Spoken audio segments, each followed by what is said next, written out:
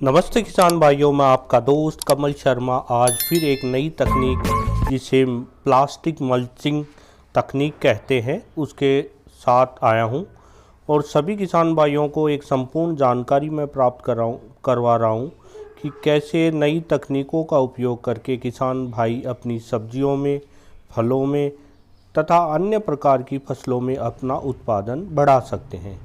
देखो किसान भाइयों, जैसा कि आप इस वीडियो में देख पा रहे हैं, हज़ारों लाखों किसान इस तकनीक का उपयोग करके अपनी उत्पादकता बढ़ा रहे हैं। इसमें सबसे बढ़िया बात यह है कि पानी की उपयोगिता 80-90% तक कम हो जाती है।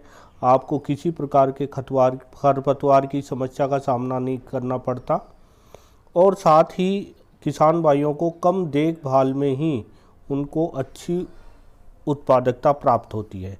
तो किसान भाइयों, खरपतवार किसानों के लिए एक बहुत बड़ी समस्या है और फसल बचाने के लिए किसान बार बार निकाई गुड़ाई करते हैं। इसमें बहुत अधिक खर्च आता है, लेबर की ज़रूरत पड़ती है और लेबर की समस्या भारत में बनी हुई है। ऐसे में मल्चिंग जो तकनीक है ये बहुत ही कारगर सिद्ध हुई है। कई किसान भाइयों को देखने में आया कि धीरे धीरे उत्पादकता कम हो रही है, तो ऐसी स्थिति में किसान भाई प्लास्टिक मल्चिंग तकनीक का उपयोग करके अपनी उत्पादकता बढ़ा सकते हैं। देखो किसान भाइयों, जैसा कि मेरा चैनल है, मैं बार बार नई नई तकनीकों के बारे में आपको जानकारी दे रहा हूं, तो आप इसको लाइक कीजिए, सब्सक्राइब कीजिए और साथ में अन्य किसानों को भी ग्रुपों में भेजिए, जिससे कि वो भी ये तकनीकों के बारे में जान जाएँ और अपना ज़्यादा फ़ायदा उठा सके। खेत में लगे पौधों के चारों तरफ प्लास्टिक की फिल्म का ढकने में उपयोग में भी ली जाती है, उसको तो लो टनल कहते हैं। लेकिन जब ज़मीन पे लगा ली जाती है और उसके अंदर ड्रिप की पाइपलाइन डाल दी जाती है, तो ये मल्चिंग तकनीक होती है। तो मल्चिंग फिल्म का चुनाव कैसा कर सकते हैं? देखो, ये काली भी होती है, पारदर्शी होती है, नीली लाल भी हो सकती है। तो किसान भाइयों अपनी ज़रूरत के हिसाब से इसको कर सकते हैं। काली फिल्म जो है वो ज़्यादातर नमी का संरक्षण, खरपतवार को बचाने, भूमि का तापमान नियंत्रण रखने में बहुत उपयोगी सिद्ध होती है। और दूधिया और जो सिल्वर कलर की है वो नमी संरक्षण में, खरपतवार नियंत्रण के साथ साथ भूमि का तापमान कम करती है। तो किसान भाइयों, जब गर्मियों का टाइम होता है, जब आप जो चमकीली जो सिल्वर कलर की है वो ऊपर साइड में रखिए और ब्लैक साइड नीचे रखिए। कहने का मतलब ज़्यादातर ये देखा गया है कि ऐसी मल्चिंग आती है तो एक साइड काली आती है, एक साइड सिल्वर आती है, तो किसान भाई उसको काम में ले सकते हैं। सब्जियों में जनरली जो 30 सेंटीमीटर 40 सेंटीमीटर के होल निकले हुए भी आते हैं और इसकी माइक्रोन मतलब इसकी मोटाई जो है वो 25, 30, 20 माइक्रोन ऐसे आती है।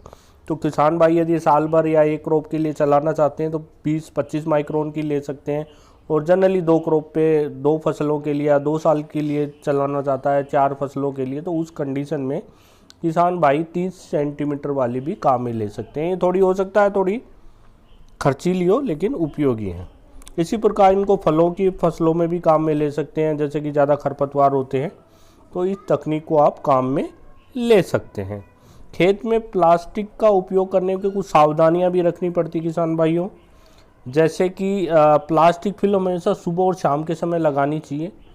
फिल्म ज़्यादा तनाव मतलब खींच के मत रखिए, नहीं रात को वो सिकुड़ जाती है, फिर फट जाएगी। वो ये गलती करते हैं, फिर कहते हैं क्वालिटी का इशू आता है, ये भी है। फिल्म अच्छी कंपनी की लगाइए, क्योंकि धूप पड़ती है, अच्छी यूवी होगी तो वो फटेगी नहीं।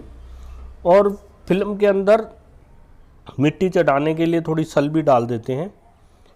फिल्म में छेद करते वक्त मतलब इस मल्चिंग में छेद करते वक्त बहुत ही सावधानी रखनी चाहिए कि कहाँ अपनी वो जो ड्रिप लाइन है वो कहाँ पे है, नहीं वो उसको भी नुकसान हो सकता है।